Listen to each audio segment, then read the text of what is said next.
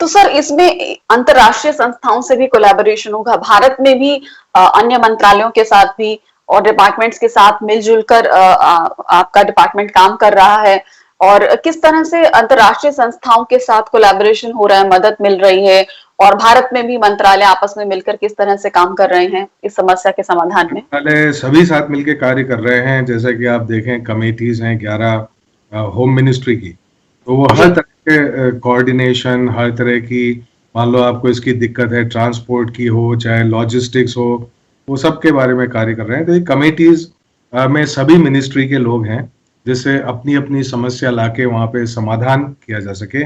इसी तरह से NITI Aayog, principal scientific advisers office, इसी तरह से DBT, DST, CSIR, ministry of health and family welfare and ICMR, हर स्तर पे, और अंतर्राष्ट्रीय स्तर से किस तरह से दूसरे देशों और संस्थाओं से शुरू हो गया है कार्य।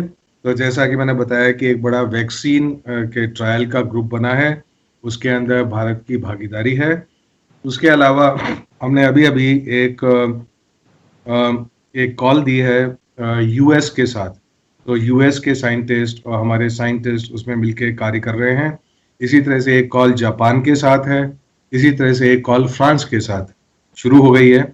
और भी देश हैं जिनके साथ ये कार्य आगे बढ़ेगा, पर अभी ये 3 देशों के साथ कार्य शुरू हो गया है। तो इसके अंदर बहुत संभावनाएं हैं इंटरनेशनल कोलैबोरेशन के अंदर, क्योंकि हम उनके अनुभव से सीख सकते हैं, हम उनके जो डेटा है उससे सीख सकते हैं अगर हम डेटा का आदान प्रदान करें। जी। एक कारण ये था क्योंकि शुरू में बहुत अच्छी इंफॉर्मेशन और डेटा अवेलेबल नहीं थी पूरी दुनिया के अंदर, तो इसके कारण हमें बहुत हानि भुगतनी पड़ी। तो हम सबको अब समझ में आ गया है, सभी देशों को, कि साथ साथ कार्य करने से उन सभी की अच्छाई है।